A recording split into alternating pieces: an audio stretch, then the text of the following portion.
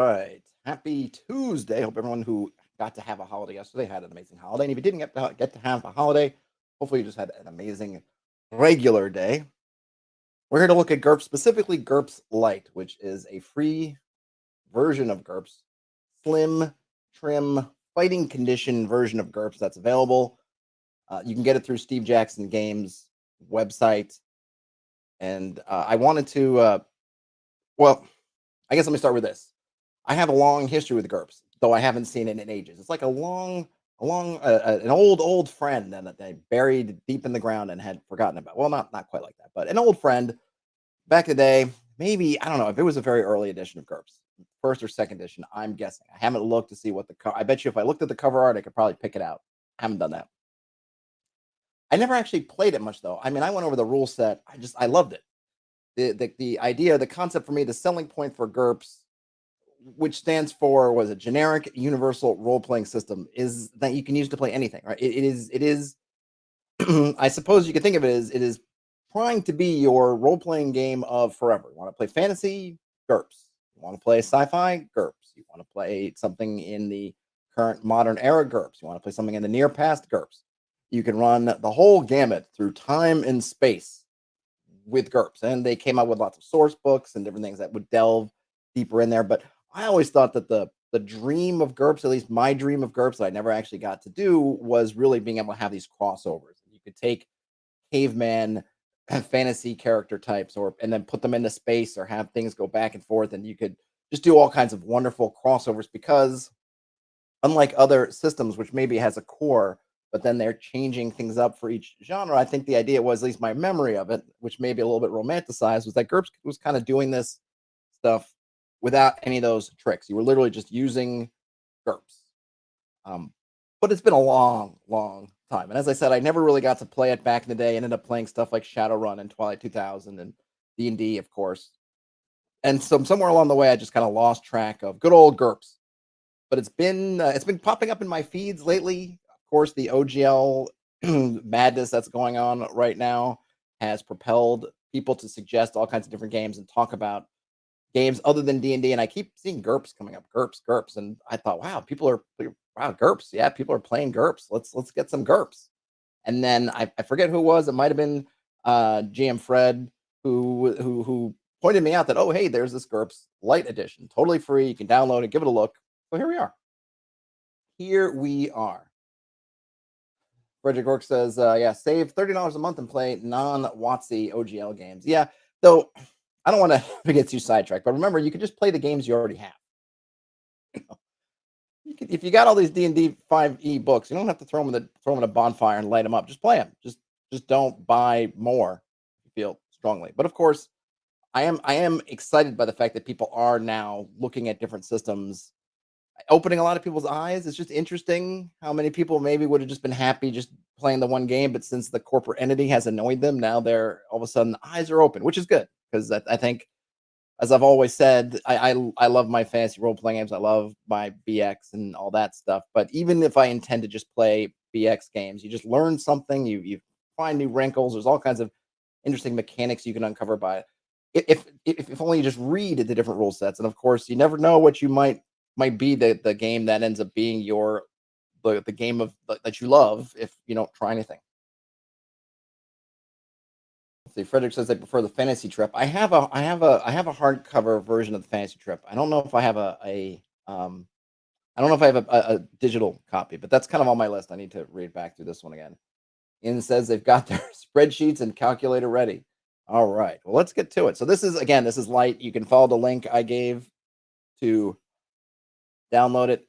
And it is 4th edition, which I think is the current edition. This particular version of the Lite rules is dated from March. This is the March 2020 edition. I don't know anything about the roadmap for GURPS or what they're doing over there at Steve Jackson Games, so I don't know how old 4th edition is or anything like that. But it is, as far as I know, it is the latest version. So let's just read their startup. And this document also is about 30 some odd pages. So it's not super huge, but hopefully it'll give us enough of a taste of what GURPS is that you can decide if you want to delve further and try it out. Like really, I feel like that's the goal of all these light versions, should be give you enough to give you a taste, let you play a little bit of it, see everything before you go. So we'll see what this one does and how it stands up to my memories. So of course, I don't love the name GURPS, but there's no you can't get around the fact that it's a name that sticks in you. It doesn't You're not going to confuse it with anything else. I mean, it rhymes with burp, not maybe not the first association that you want, and it doesn't give you a vision in your head that's something like Dungeons and Dragons or even something like the Fantasy Trip. Though Fantasy Trip is kind of it's interesting as a naming because I'm not sure it doesn't really speak to me as a name either. I don't know what really it means. Whereas something like Dungeons and Dragons or what's another game? I don't know. I'm just thinking of different games, kind of give you a mental image. But GURPS just, but of course, that's kind of the point in the sense because it's supposed to be able to do everything. So there's not one single mental picture. Anyhow, what is GURPS? Generic universal role playing system. GURPS starts with simple rules and builds up to as much optional detail as you like. This abridged version presents the core rules, quote unquote, that most GMs start with. Then it's universal. The basic rule system is designed to emphasize realism. It can fit any situation, fantasy or historical, past, present, or future. That's a big, right? It's a wonderful hook. Hey, you can do anything with it, but this is often where games fall down, including things like various versions of D&D, even just within the fantasy realm, wanted to be they want to be the one role playing game to do everything, and they tend not to work that well. I'm not sure since we're not playing it. I don't have a way to say like GURPS solves that puzzle, but we'll see how they try to attack it in any case.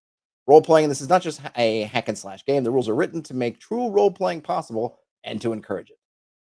All right. And then system, over 200 different books have been published for GURPS in 8 different languages. Yeah. So there's a lot of support. And the game's been around a long time. I don't know when I got my copy, but it was a long time ago.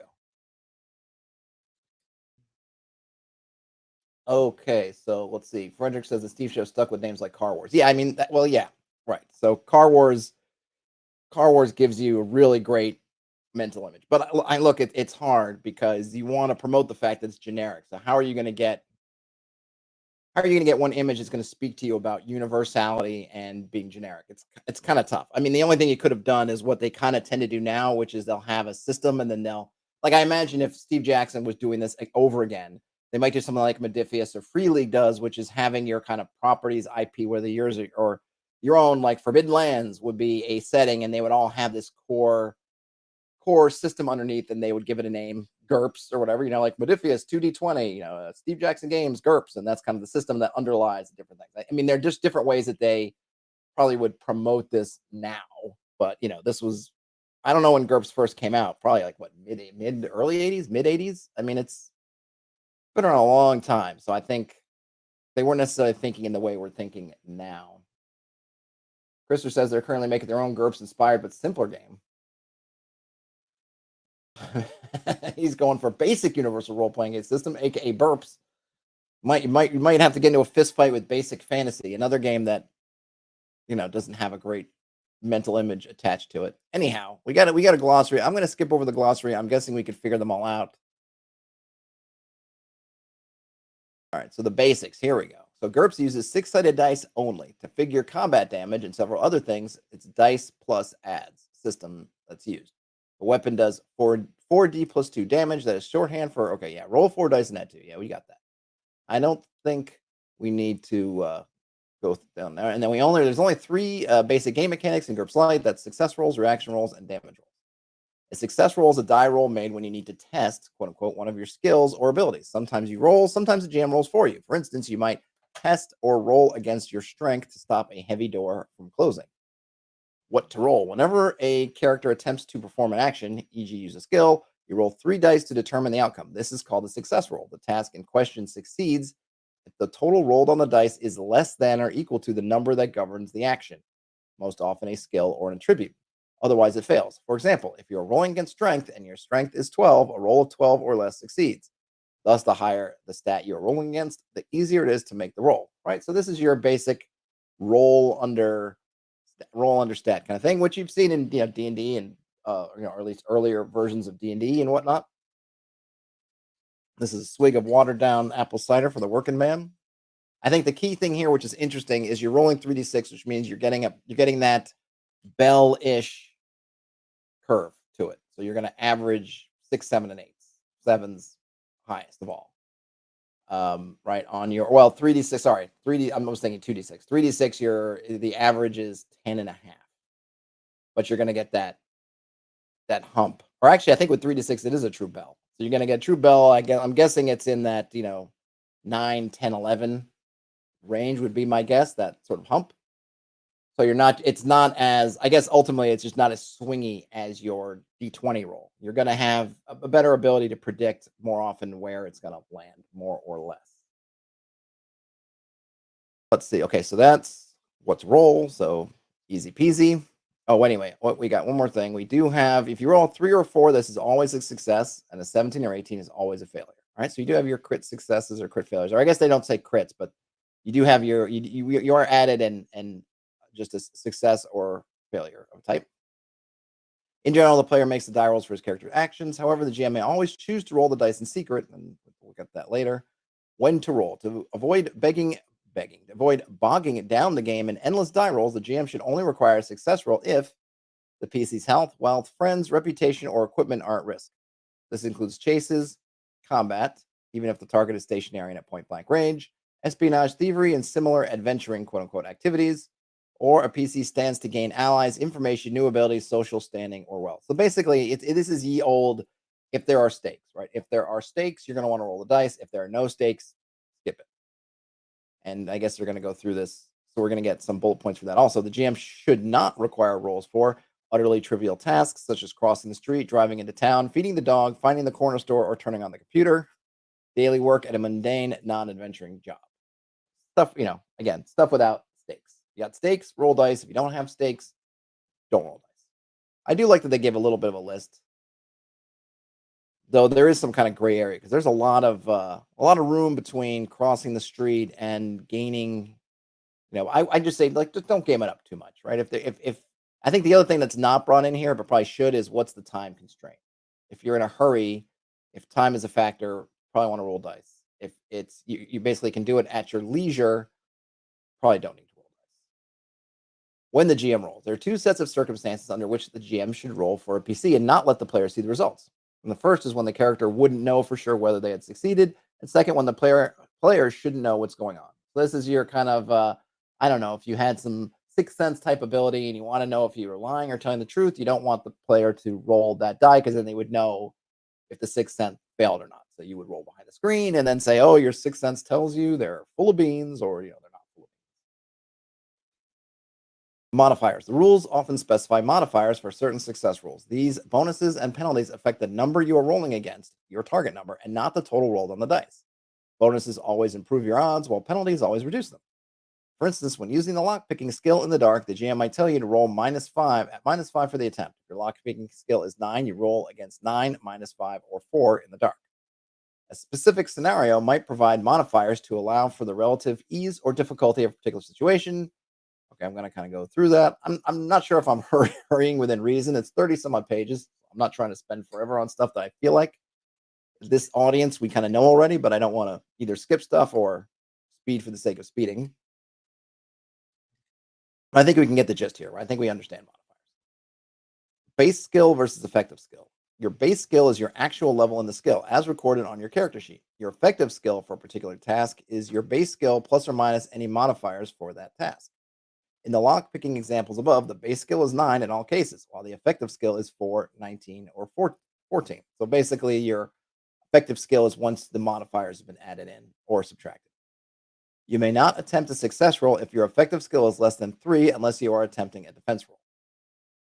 Degree of success or failure. Once you have calculated your effective skill by applying all the relevant modifiers to your base skill, you're going to roll 3 dice to determine the outcome. If the total rolled on the dice is less than or equal to your effective skill, you succeed.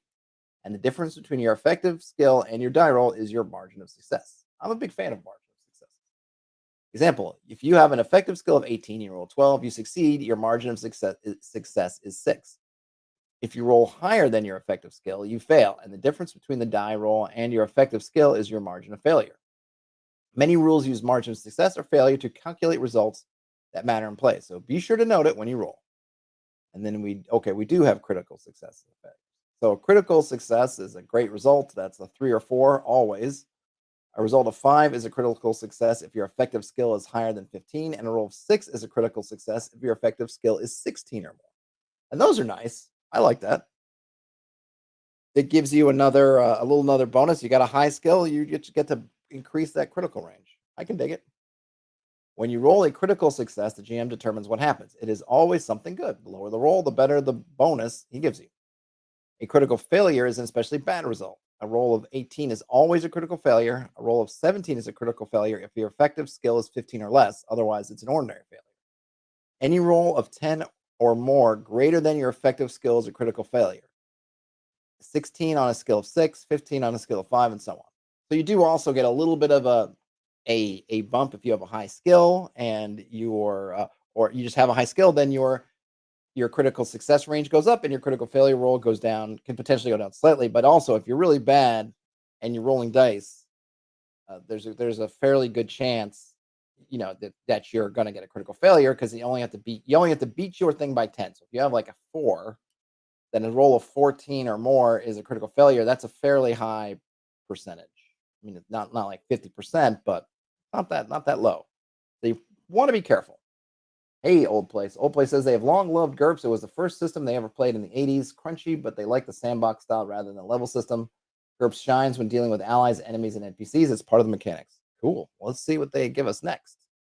When you roll a critical failure, the GM will determine what happened. It always is something bad. The higher the roll, the worse the result. Repeated attempts. Sometimes you only get one chance to do something: defuse a bomb, jump over a crevasse, remove an inflamed appendix, please the king with a song. Other times you can try over and over again until you succeed, which might be picking a lock, catching a fish, analyzing a poison. Still, other times you will not know whether you succeeded or failed until it's too late to try again. Translate an old treasure map, order in a French restaurant. That's an interesting example. Or build a ship.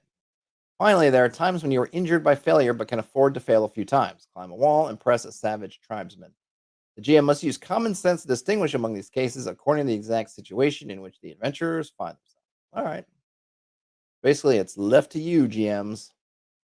Contests. Sometimes a situation arises in which two characters must compare attributes, skills, or other traits to settle a competition. Though the highest score doesn't always win, but that's the way to bet. A quote unquote contest is a quick way to handle such a competitive situation without playing it out in detail.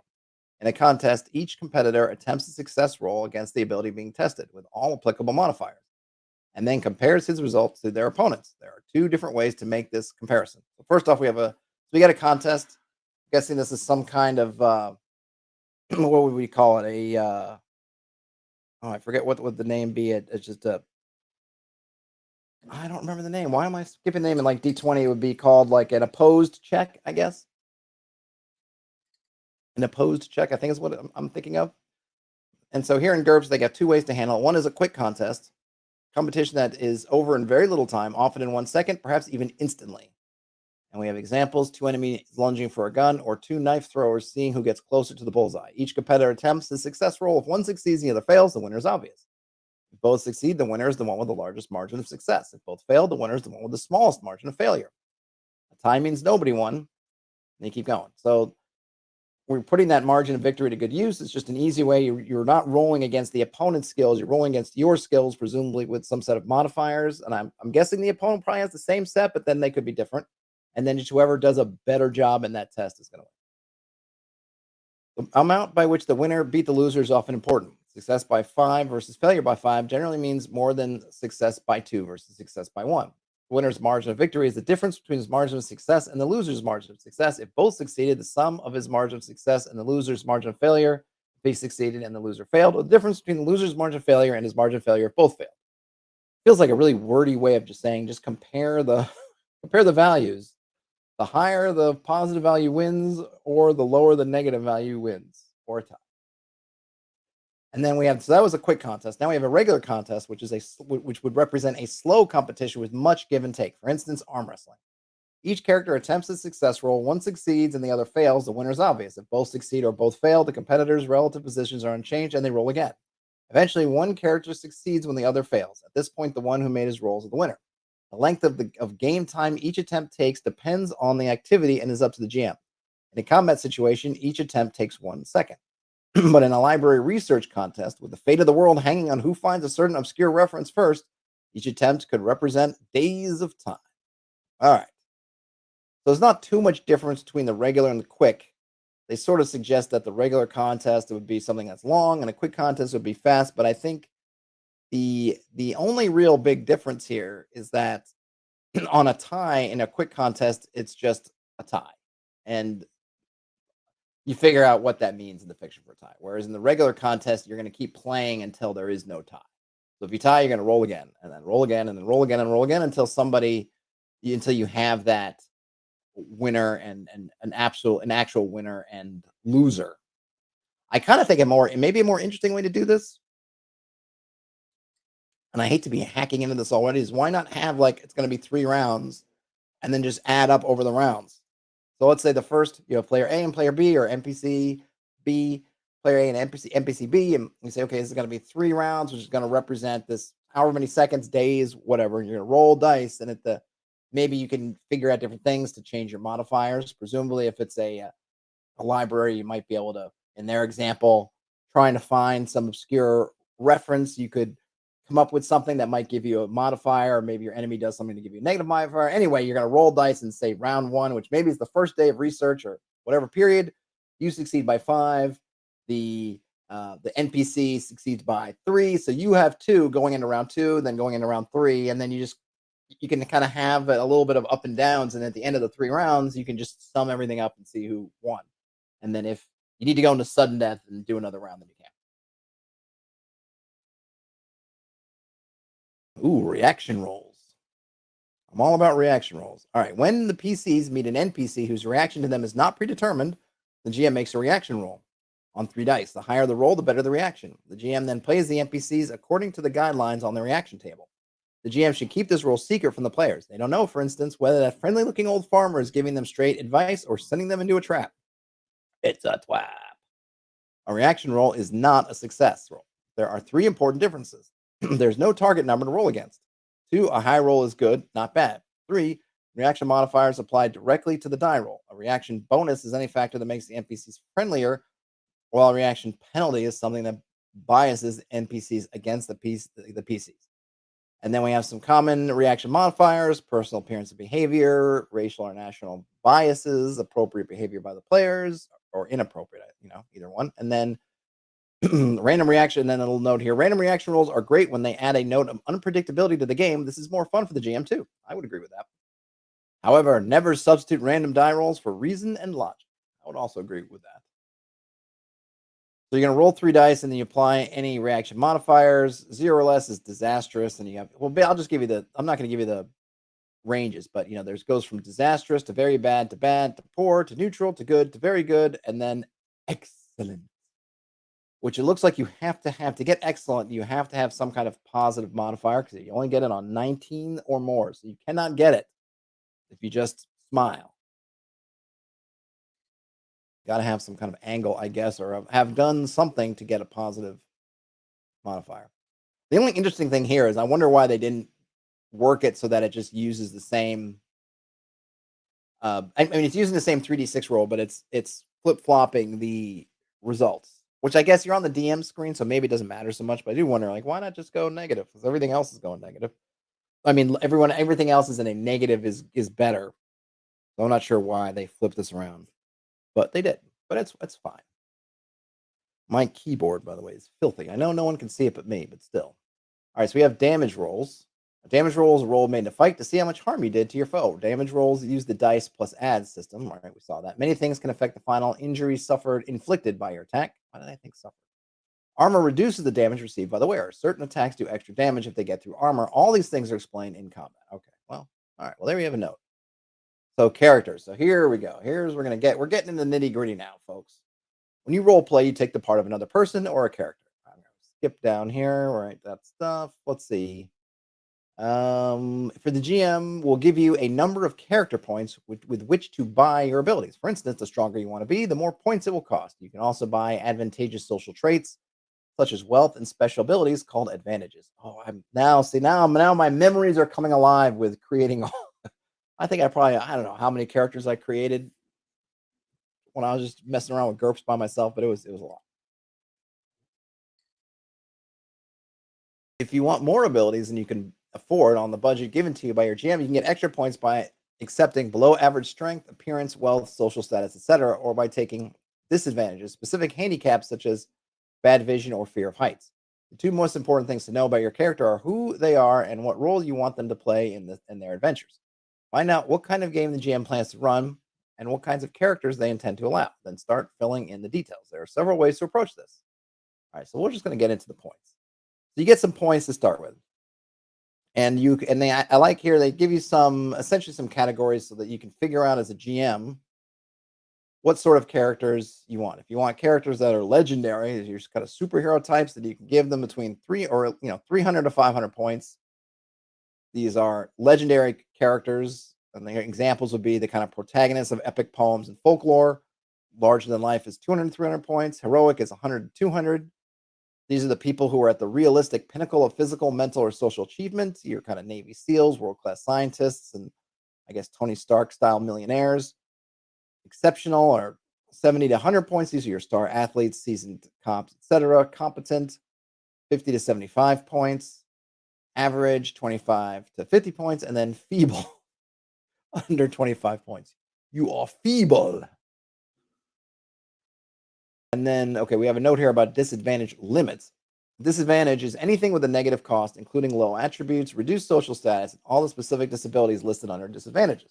In theory, you could keep adding disadvantages until you have enough points to buy whatever advantages and skills you wanted. In practice, most GMs will want to set a limit on the disadvantage points a PC may have. A good rule of thumb is to hold disadvantages to 50% of the starting points. For instance, minus 75 points in a 150 point game. That's probably a nice note to have because, yes, put that in front of some min maxers and you'll get some really interesting characters, probably with like heap on the disadvantages so they can boost up these other things. And yet, but besides whatever you feel about min max, it's just a certain point where it's just going to be hard and maybe not fun and complicated to try to track all these advantages and to bring them into play. That's not going to feel like you're just punishing people. I mean, it's not quite punishing them because they brought it on themselves, but it's not really fun, I presume, if you just have to, if you're just getting dogged, hammered by endless disadvantages because you tried to prop something up too much. So that's probably a good, I'm guessing that rule of thumb is probably a good one. Basic attributes. 4 numbers called attributes define your basic abilities. So they have strength, dex, intelligence, and health. A score of 10 in any attribute is free and represents the human average. Higher score costs points. 10 points to raise strength or health by 1 level. 20 points to raise dex or IQ by 1 level. Similarly, scores lower than 10 have a negative cost. Minus 10 for strength or health. Minus 20 for dex or IQ. Remember, the negative point values mean you get those points back to spend on something else. That's pretty interesting. I think the interesting thing here is strength and health being less valuable than dexterity and intelligence. Interesting. Most characters have attributes in the 1 to 20 range, and most normal humans have scores in the 8 to 12 range. Scores above 20 are possible, but typically reserved for godlike beings.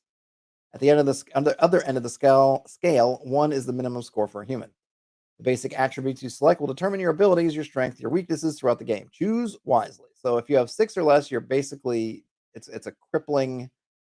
It's called crippling, and you constrained your lifestyle is severely constrained by this attributes being so low. 7 is poor, 8 to 9 is below average, 10 is average, 11 or 12 is above average, 13 to 14 is exceptional, and 15 or more is amazing. Okay, so I'm not going to read through. I think we get what strength and dex and IQ stuff are. And health, I think, are pretty obvious. Here we have a look at the character sheet. Ooh. Ah. Wait a minute, I got this. Aww. Yeah. All right. Let's see. Basic lift is the maximum weight you can lift over your head with one hand in 1 second. It's equal to your strength times your strength divided by 5. If your basic lift is 10 pounds or more, round to the nearest whole number, e.g. 16.2 pounds becomes 16 pounds. The average human has strength 10 and a base lift of 20 pounds. And handedness, decide whether you're right-handed or left-handed. Whenever you try to do anything significant with the other hand, you are at -4 to skill. This does not apply to things you normally do with your offhand, like using a shield. GURPS does not distinguish between left and right-handed characters. Either is 0 points. However, ambidexterity is an advantage that costs points. I used to pick ambidexterity a lot, if I recall. I always like that. That and like the ones where what was it? eidetic memory and things. I'm starting to confuse the characters I made in Marvel superheroes with characters I made in GURPS. But whatever those things you had where you could basically you could remember everything. I always liked I had a soft spot for those, and then yeah, I like the ambidextrity. Okay, where are we at now? So secondary characteristics. So hit points represent your body's ability to sustain injury. You have hit points equal to your strength. For instance, strength 10 gives you 10 hit points. Will is your ability to withstand psychological stress. Will is equal to your IQ. Perception is your general alertness. That's equal to your IQ also. Fatigue points represent your body's energy supply. You have fatigue points equal to your health. And then your basic speed is okay. Well, I'm just gonna. So you have just just know that you have it. You get a dodge. You have a basic move, and then damage. We have a damage table depending on your strength. Gives you your thrust damage and your swing damage. And these are just your basics. So this is your punch, kick, or bite, or an attack with a thrusting movement. Okay, so it really includes. I thought maybe this would just be for your barehanded sort of martial arts, but no, this is pretty much your weapons are all in there. Hey, Mark Thomas, thanks for subscribing. Looks like this applies to all weapons. Image and looks. This defines your character's intrinsic quote unquote social traits, appearance, manner, and bearing. Traits with positive point values, e.g., above average appearance, voice, are considered advantages. Others have negative values or treated disadvantages. Great. So you can have appearance, you got appearance, and then you could be average, attractive, handsome, or beautiful, or very handsome or very beautiful. Was there a below average? Oh, yeah, you could also be hideous, ugly, unattractive. Charisma. This is your natural charisma. You could also have odious personal habits. You pick your nose and eat it, something like that. You could have the voice. I don't think this is the weirding way from David Lynch's Dune, but you have a beautiful, clear, resonant, and attractive voice. I had the technology levels. Man, this is what got my mind racing back in the day. It is an advantage to be technologically advanced or linguistically talented. Inadequacy in these areas can be a crippling disadvantage. Technology level or tech level is a number that rates technological developments. The more advanced the society, the higher its tech level. The GM will tell you the tech level of their world. Characters also have a tech level equal to that of the technology with which they are most familiar. Unless you are especially primitive or advanced, your personal tech level will be the same as the world. In some game worlds, your personal tech level may differ from the campaign average. A world might be tech level 8 on average, but the citizens of one advanced nation might be tech level 9, while those from an underdeveloped region might be tech level 7, right? So if Earth is tech level 8, Wakanda in the Marvel Cinematic Universe or whatever just might be tech level 10 or 12. Then you just low tech level, get some points back. You can have a high tech level, you spend some points. Then languages. These are all just things you can buy points on. I'm going to kind of scroll through these because, if you are interested, you can go in. I don't know if it's important for this going through and seeing everything, but just know that you have all these different things. Either, hey, Hakeem, thanks for the subscription. You can buy it if you want to engage with it, or you can actually take it as a disadvantage to show that you are, lacking in it. You can have some average, which is free, and then you can go above or below spending or getting points back. Frederick says to post a link where I got that doc. I got it from Steve Jackson Games website, Frederick. I think I did post a link to it. Though I'll go back later because there was one thing. Because though, if you're looking for this doc and you go to Steve Jackson Games and you go on, there's a link. I think that's pick up the GURPS doc. There are two ways you can do it. One, if I'm remembering correctly, you may be able to get it directly off of Steve Jackson Games website, or there was another one where it sends you off and says, "Oh, download it from Warehouse 23." I think it's called Warehouse something. So I went through the Warehouse something link, and maybe I did it the other day, and then I just put the link to the basic Steve Jackson Games website. So maybe I'll fix that later. But in any case, if you see something that says you can download it by going to Warehouse 23, go to that one. I think that's the newer one. And it may be like Frederick's saying, it may be different than the one that's on Steve Jackson Games. Yes, Krister has that link, but that link you might need to go from there. There's maybe another step, and I apologize. I probably should have gone and and gone one step closer and gotten that Warehouse 23 link because I assume they were both the same document, but maybe the ones that you get are not. This is okay. Okay. Hakeem says there are two light versions, one for third edition and one for fourth edition. This is the fourth edition one. So make sure to take that extra step and go to um, Warehouse 23. Let me see if I can almost really quick. I'll see if I can get the link. Check out, I think, yeah, check out. Oh no, this is Warehouse 23. Okay, 1 second. All right, where is GURPS? Yeah, it's not as easy as it could be, I think. What's Interlingua? Interlingua edition. Okay, here we go. Here's the direct. Sorry about that. Here is the direct link. I will throw this in here. Cashman says that it's also on drive-through. Okay, I may check, but I'll show this on screen. I didn't get rid of I don't know if you can see there's a bunch of stuff at the end of it. Probably just need whatever. Just go to, so it's you can go to https /JG-warehouse-23.myshopify.com/products/fourth-edition. Should get you there. So sorry about that. I will update my links to send folks over there. I'm not sure which one is I'm guessing the Warehouse 23 one is their more up-to-date one. The one thing is, and I love a lot of Steve Jackson Games stuff, so no shade on the man or the company, but their website is like right out of I don't know, 1998 or something. You could use a refresh. But somehow I found my way to that Warehouse 23, which then had the site. So that should, what I sent you there, and you can find it if you're in the chat, you can see in the chat, that should send you to what I have, which is the fourth edition version.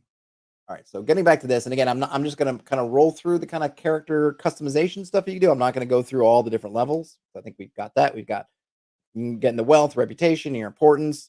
We have a whole list of advantages you can get. This would be similar to your feats in a fifth edition, modern D&D context. Your acute senses, ambidextrity, dexterity, animal empathy, catfall, combat reflexes, danger sense, right? All that stuff that you could imagine might be a feat in 5e, you're getting here as advantages. And then we have disadvantages. They already mentioned the restrictions you can have. And then you have stuff like you have bad sight, you have bad temper, you have bloodlust, you have a code of honor. I always liked code of honor. That was another thing. I feel like they used to have, maybe they still do, and maybe in the original version, but they had some examples. I remember like the -5 code of armor was something like the Pirates Code of Honor, something similar. I used to pick that one a lot because I liked those things anyway. And so to me, it was like getting some almost getting free points because I like to have those kinds of a code. A man's got to have a code. You could be curious, you could have delusions, you could be glutton, you could be greedy. And of course, I think that you have to be careful with these, both as a GM, how you're going to remember who your party is, your players, everything, right? Just be mindful, and that goes as a player too. If you're picking this stuff, be mindful because some of these, depending, on you don't want to make people feel bad because some of them will link kind of one-to-one with things that are real world afflictions. You don't want to, keep in mind your table, keep in mind all that stuff when you're picking them.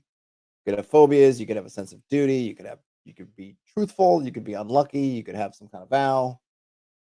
Now we get on to quirks. Quirk is a minor personality trait. It's not an advantage and it's not necessarily a disadvantage. It's just something unique about your character. For instance, a major trait like greed is a disadvantage. But if you insist on being paid in gold, that's a quirk. You can take up to 5 quirks at -1 point apiece. And if you do, you will have 5 more points to spend. You can also buy off a quirk later by paying 1 point. But as a rule, you shouldn't do that. Quirks might have a small cost, but they are a big part of what makes your character seem quote unquote real. And then you have mental quirks and then physical quirks. So these are kind of, it's almost like they're saying, hey, take 5 points, 5 free points to come up with 5 things that are sort of part of your character, your own personal characterization, right? You walk with a slight limp. No, it's not enough it doesn't hurt you, it doesn't cause you to do anything, but you have a slight limp and you can play into that, like the grizzled private eye that's got one leg that flares up in bad when it's about to rain, right? Does it have a real material effect on anything they do? No. But is it something that they can kind of have fun with in a moment? And it's just As a player, you can dial into. As a GM, you can dial into. Oh, Sam Spade, you know that rain's coming because you feel it in your left knee. That kind of thing. It's these kind of fun things, and to encourage you to do it, they're giving you some points. Not a lot of points, but hey, at the end of the day, it's 5 extra points. So it's not nothing. On to skills. A skill is a particular kind of knowledge, for instance, karate, physics, auto mechanics, or a death spell. Every skill is separate, though some skills help you to learn others. Just as in real life, you start your career with some skills and can learn more if you spend time training. A number called skill level, quote unquote, measures your ability with each of your skills. The higher the number, the greater your skill. For instance, short sword 17 means a skill level of 17 with a short sword. When you try to do something, you or the GM roll 3 dice against the appropriate skill modified for that particular situation. If the number you roll is less than or equal to your modified score for that skill, you succeed. But a roll of a 17 or 18 is an automatic failure. For more on skill rolls, right? We already did that. Great. Controlling attributes. Each skill is based on one of your 4 basic attributes. This is going to be very similar, coming from kind of the you have hey Van Vaught, thanks for the sub. You have DX based skills, you have intelligence based skills, and you have your health based skills, and then you have difficulty levels. Easy are skills or things anyone could do reasonably well. Average skills include most combat skills, mundane job skills, practical, social, and survival skills. And then hard skills require intensive formal study or training. You also have tech skills, and then you buy skills depending on the difficulty and also your attribute level. In order to learn or improve a skill, you must spend character points. When you spend points on a skill, you are getting training to bring that skill up to a useful level. Skills are generally easy to learn at first. A little training goes a long way, but added improvement costs more. So the key thing here is the higher your attributes, right? You're going to be able to invest more in skills and get further without really having to pay any points. Because you can get all the way on an easy skill, all the way to almost the same level as your attribute, basically with nothing. Even on a very hard skill, you can get to your attribute -2. But of course, increasing it then costs more and more funds, or I should say points. Right. So I think we can get that. So then we're going through explaining that table.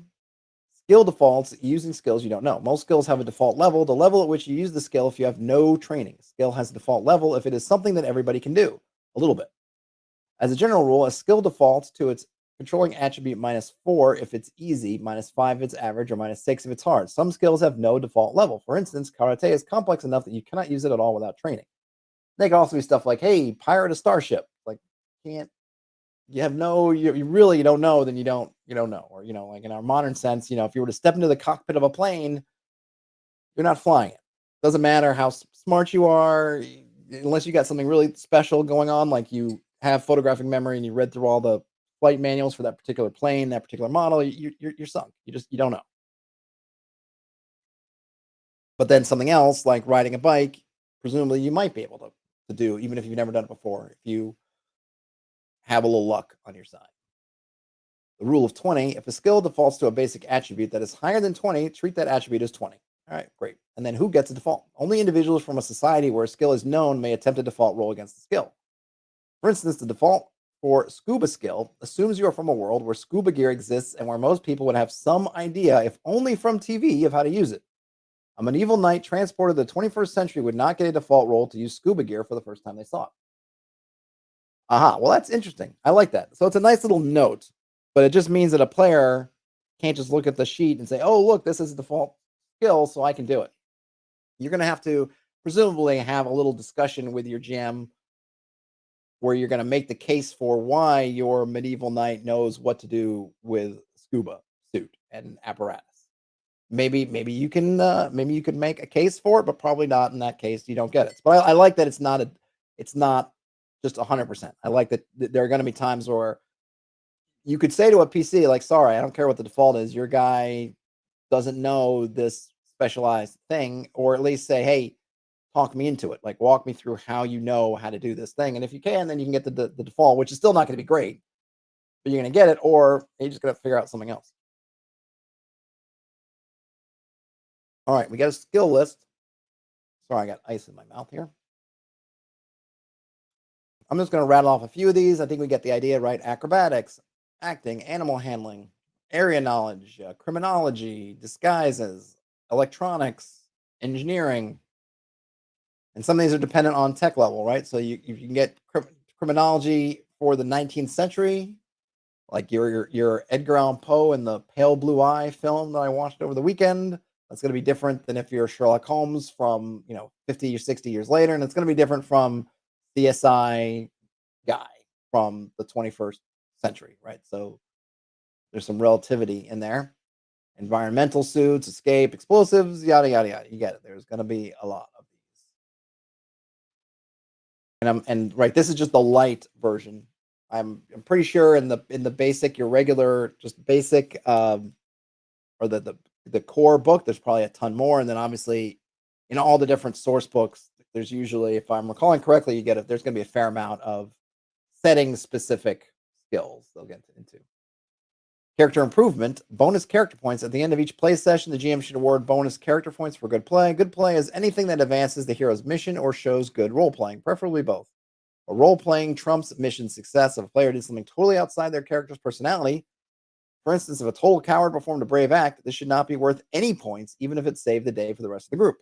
So it's a really interesting concept here, because you might think, oh, hey, look, the group was going to TPK and I'm the coward and I did this thing. But the point is you're the cowardly guy. Now, you can look at this two ways. You can look at one and say, but what if I had that epiphany? What if this was my character arc to overcome their cowardice and do that? And you could probably make a case for that. But then probably the flip side is, well, you spent points to take on this trait. So are you buying off the trait? I don't know if how that would work, but it's kind of interesting. But it is kind of staying like, hey, you've established this character and you're kind of supposed to be playing with your character. They're not doing it like an alignment style where they're saying, oh, now you're a lawful evil, or now you're no longer this. But they are saying that, hey, if you jump outside your character, and presumably if you could justify with all kinds of events in the game, then you would get a pass, but that would be a conversation. But you want to, the idea here is you're erring towards this character you made and not what's convenient in the moment for some kind of story or some kind of meta thing. If it made more sense for your character to cower in the corner than to jump on the grenade, then they should have cowered. Then we're not going to say that you can't jump on the grenade, but we're not going to reward you for jumping on the grenade.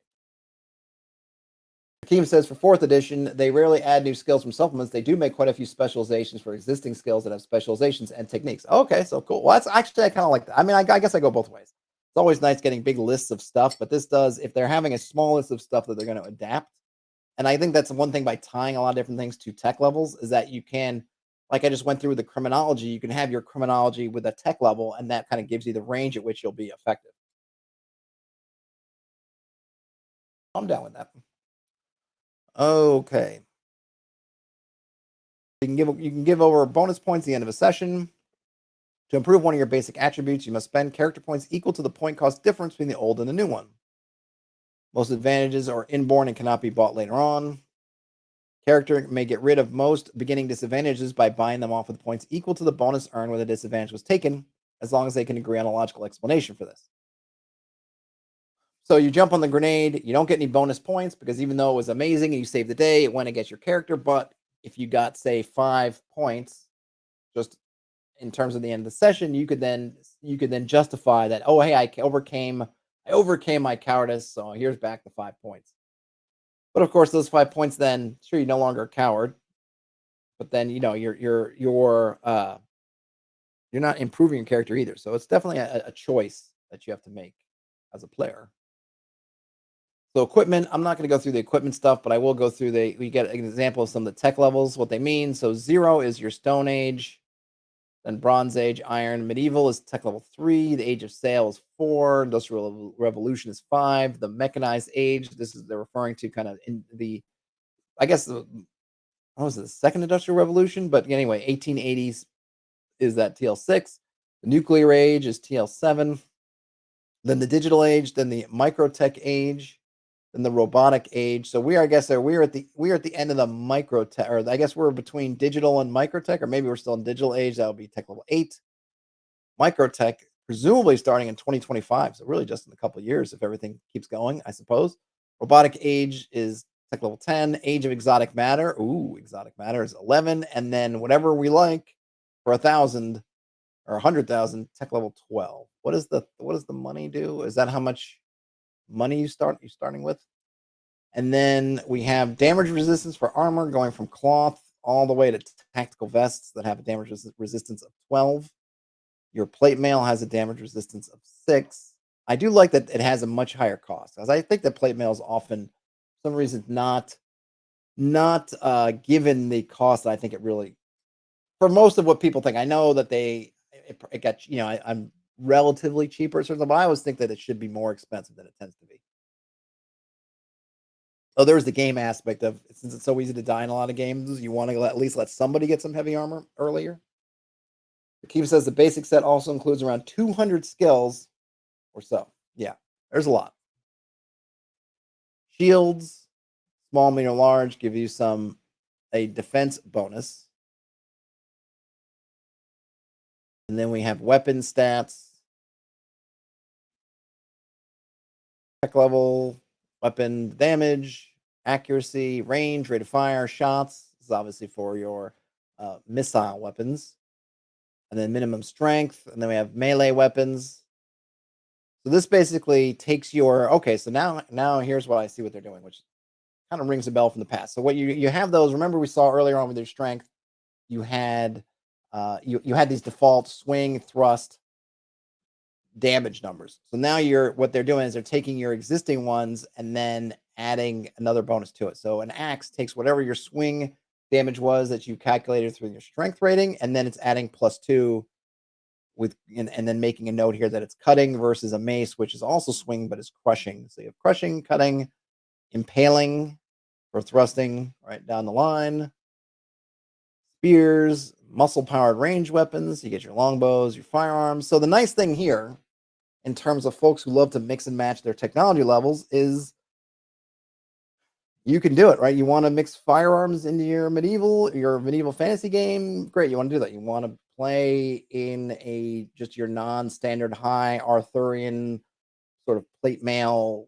Maybe there's crossbows. You want to play in kind of an Age of Sail or a colonial age or Napoleon, whatever. Like you can just you just switch up what's available, everything works together. If you have somebody that's still wearing old plain armor and they show up somewhere, then everything's still figured in, right? Everything is the scale isn't relative, which I think is a lot of what was hard when people are taking something like D&D and they're trying to increase that technology ranges. If you get to, okay, if plate is your armor class and that's 2 and that's your kind of minimum bottom of the scale, I mean, we're talking negative armor classes, is 2 is your biggest whatever negative, or you say 18, whatever your highest, if you're on the positive side, then depending on how the system works, it can be hard to then add things on top of it, or to say, well, it was 18 against other medieval weapons, but now I got to drop it down to 16 for this. Like there's all kinds of weird stuff. Whereas GURPS is saying, we're giving you the total scale of history in the future, and everything is just going to slot in.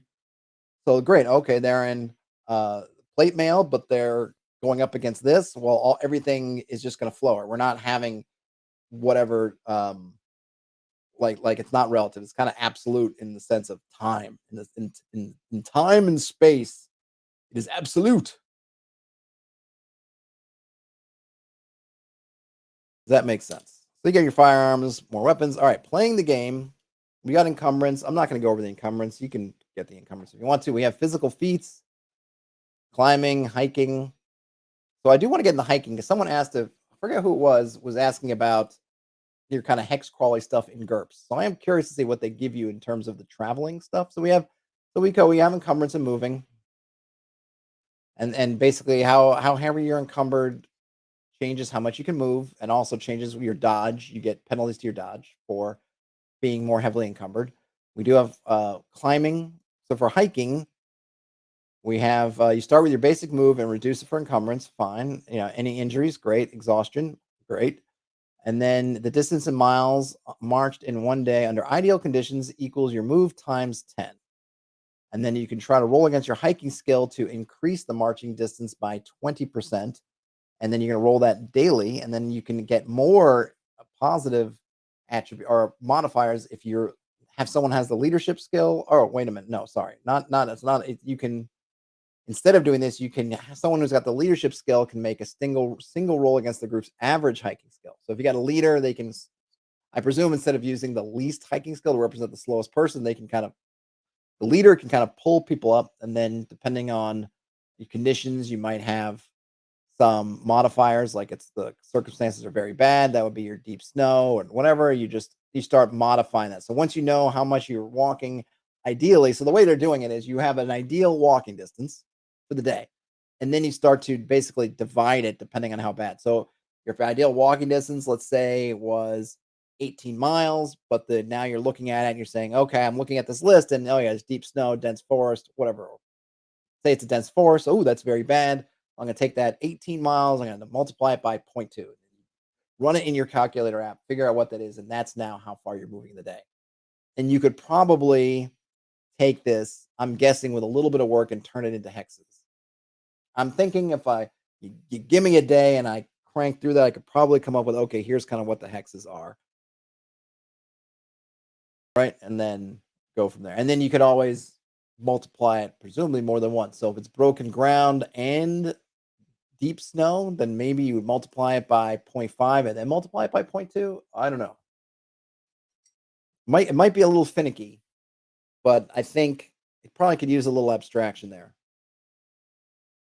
I've often said, though, two things to keep in mind, right? So remember, this is not just for hex crawling in a medieval setting.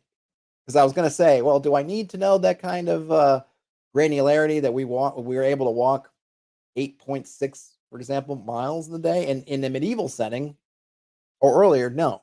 But if I'm playing modern setting, then yes, because someone presumably could have a GPS or their Apple Watch or something, and they would be able to get that kind of granular number. So we'd want to keep that in mind with some of these, that it doesn't just apply to a fantasy game or a sci-fi game or a modern game. It's got to apply to everything. So whereas for a medieval game, it might be great to say, oh yeah, hex crawling, we don't need to know all the details because people don't have that stuff. But keep in mind that then if the situation changes, that we might have to, then maybe having fractional mile measurements makes sense. Then we got jumping, lifting, moving things, running, swimming, throwing. Great, great, great. Mental feats. You have some sense rolls, your vision, your hearing, your taste, your smell. You have an influence roll. This is a deliberate attempt to ensure a positive reaction from an NPC. PC with an appropriate quote unquote influence skill can always elect to substitute an influence roll for a regular reaction roll. Fine. Yeah, will rolls if you get frightened, so on and so forth. On to combat. I'm running late in the hour, so I'm going to try to hit the combat fast and furiously. Let's see. The GM decides when to start using the combat rules. Yeah, generally when you're going to fight something. Combat is second by second. A maneuver is an action that you take on your turn. Each action, you must choose one of the following maneuvers. Just one. Aim, all out attack, all out defense, attack, change posture, concentrate, do nothing, move and attack, or ready. Your choice determines what you can do on your turn and sets your options for your active defense and movement, your ability to dodge, parry, or block attacks. For the purpose of active defenses, your maneuver is considered to be effective until you select another maneuver on your next turn. For instance, if you choose all-out defense, which gives a defense advantage, its benefits would apply if you were attacked after you took your turn and would persist until it was your turn again. Yeah, that makes sense. Do I need to go through all these? Basically, you can just all-out attack, which presumably you're going to get a bonus to attack, but a penalty to your defense. All-out defense, which is presumably you can't attack at all, but you're going to get a great defensive bonus. Attacking, you can attack, but you're going to get defend normally. Change postures. I'm guessing this is your stand, crouch, lay down, or vice versa. Move from one or the other. Concentrate. I'm guessing on a spell or something else that requires concentration. Do nothing. Do nothing. You can just move. Maybe even get a kind of a double move or move and attack. Probably you don't move quite as far, but you get to attack. And then ready, you're getting something ready. So I'm going to think that that's it. And here we have a posture table. Yeah, you can go from standing, crouching, kneeling, crawling, sitting, and lying down. Thomas Lang, hey Thomas, says that GURPS is one of their favorite systems growing up. Glad to see new love for other systems lately, regardless of the why. Yep, I agree. And as someone that spent a lot of time, so unfortunately not a lot of experience, a lot of time reading GURPS, but not a lot of experience playing GURPS, I'm glad that it's making a comeback of sorts. I feel like GURPS can and should appeal to a lot of people. I think the one thing you can see here is there's a fair amount of crunch in the combat. You got these different maneuvers that are built in. It's classless. You can build your character pretty much exactly how you want to. There's everything kind of works in the same way, so you can build things up and figure out what you want. You learn the one system, and you can play in all kinds of different genres. Now, just reading through here, I'm not going to say that, oh yeah, this is going to work great for every genre. I should say probably every setting, right? Because I think a genre can be a little bit different than setting. Like you can have a lot of games that take place in a fantasy setting, but the genres can be different. Sword and sorcery versus high fantasy versus low fantasy. Like those are kind of the genres. Now we don't know yet, or I can't say yet from reading this how it plays because there are different conventions that come in. However, I imagine that you as the GM can take this kind of light rule set or the core box or the core book or the core book, whatever settings books, and you could trim out because a lot of what's going to happen or that's going to help with the genre is what are these skills, what kind of advantage, disadvantages, all these things, what are available in the pool that you can choose from, and you can really customize that list to represent the kind of things that you want in your game. So you can go from kind of any setting from basically Stone Age into sci-fi, and then presumably by customizing the stuff that's available, you can help, you can help set the specific genre. Thomas says that the cyberpunk module setting was excellent. Also had a great module for Spelljammer like setting. Cool. I think did I have cyberpunk back in the day? I can't remember. Did I have their supers? I don't remember. I definitely had some of the source books, but I cannot remember now what they are. All right, injuries, illness, and fatigue. I'm going to be swift. Swift as an eagle. Injuries, wounds, and ailments cause injury, a usually temporary loss of hit points. Thus, your hit point score measures your ability to sustain injury. If an injury reduces you to 0 or fewer hit points, you will soon fall unconscious. You can even go to negative hit points, but if you go too far, you risk death. For the average man, the difference between full hit points and negative hit points is 1 or 2 sword blows or bullets. And then let's see, general injury, lost hit points. Repeatedly wounding eventually causes anyone or anything to weaken and collapse, even if no single injury is very great.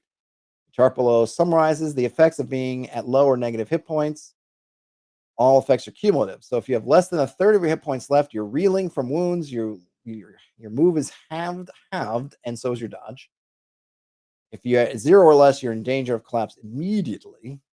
If you're at -1 times your hit points, and then -5 times hit points is death. So -1 is just not, or it's basically your minus your hit point value. You're essentially you are potentially dying. If you're at -5 times your hit point value, you just die. That's it. Because you can roll dice. If you're at minus hit point value, you can still roll dice to potentially survive. But if you get to -5 your hit point value, then you're dead. And then it's -10 your hit points value, then you're a splatter of goo on the ground. Total bodily destruction. And you have shock. You can have major wounds, knockdown and stunning, mortal wounds, and then death. And then you can recover naturally. You can also recover from consciousness. You can get first aid can be applied to you. And you could also get fatigue because you also have fatigue points. So you're tracking your fatigue separately. And then, you have cold collisions. I'm brushing through these because I feel like one, I'm sort of at the end of the time. And then two, I think it's more the knowledge that these are here. Basically, you have your sort of meta currencies, hit points and fatigue points, and they will come and go with various circumstances. And we have some notes on designing a game world. We've got a ad for Dungeon Fantasy. Is that a game or is that a okay, what is Dungeon Fantasy? I might have to see I wonder if they have a light version of this. All right, so Dungeon Fantasy, for those of us who really enjoy the fantasy genre, a fun hack and slash campaign challenges unique heroes with clever dungeons. To get the most out of your fantasy adventures, you need a game that lets you customize but perfect characters, monsters, treasures, and traps. That's where the ready to play Dungeon Fantasy role playing game comes in. It harnesses the customizing power of the award-winning generic universal role playing system, aka GURPS, and streamlines it so you have exactly what you need to take fully realized characters on fantastic adventures. You get 11 professions, 9 races. You can tailor your hero using a quick start templates and the time-tested point build system.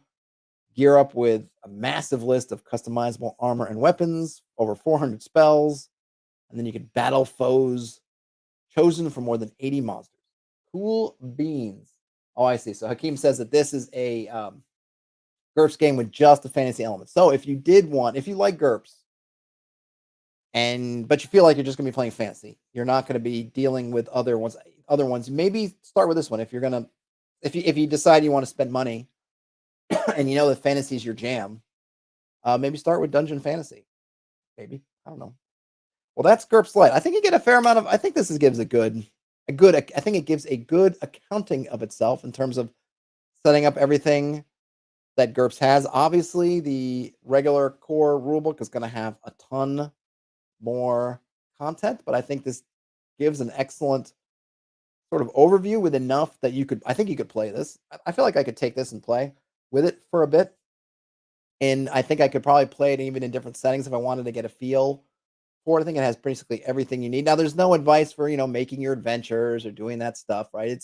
They're keeping it slim and trim, and you can find that advice everywhere, but you're not getting it here. I don't know if in the core rulebook you would have more DM advice section, but hey, it's a free set of the rules. So they're kind of giving you this sort of bare minimum. I don't want to say bare minimum, but a good, but minimal selection of what you need and not stuff that might be handy. So we don't know yet in terms of the system what maybe the most ideal way to plan out your campaigns. It might be a little trial and error, but I'm sure there's tons of support out there because GURPS as a system has been around a long time. Even though you may just be hearing it now and be like, GURPS, what the heck's a GURPS? It's been around a long time. So I'm sure there are tons of websites, forums, discords, subreddits, everything that can get you all kinds of more GURPS knowledge in terms of if you wanted to create something. If you're looking to play this and you needed more insight on the sort of, I guess, guidance for dungeon masters or game masters or referees. I'm not sure what GURPS calls them. What does GURPS call them? I don't know. Whatever you are, you've got it here. What do they call them? Oh, game master. Okay, they say game master. So that's it. That was GURPS Lite. Well, thanks, folks, everyone, for joining in. Hope this was useful. If you've been seeing GURPS, you came to this video because you saw GURPS being mentioned in social media like I have, though I'm coming back to it. You get a chance to take a look at what it is. You can go to the Steve Jackson Games website and Warehouse 23. You'll find the link in the if you scroll up in the chat, you can find it. I will correct my link to send it more to this one, which is the 4th edition version of Lite. I guess there's a couple of different versions of the Lite rules floating around. I'll update my link, so you'll be able to just pull that out of the show notes. Internet says, or I don't know, Pirate. Oh yeah, I guess it's Pirate says, "Oh man, I haven't seen anyone talking about GURPS in years." Me neither, but it's out there, and they're growing. The GURPS community is growing, so let it continue to grow. Hopefully, this will be useful for folks.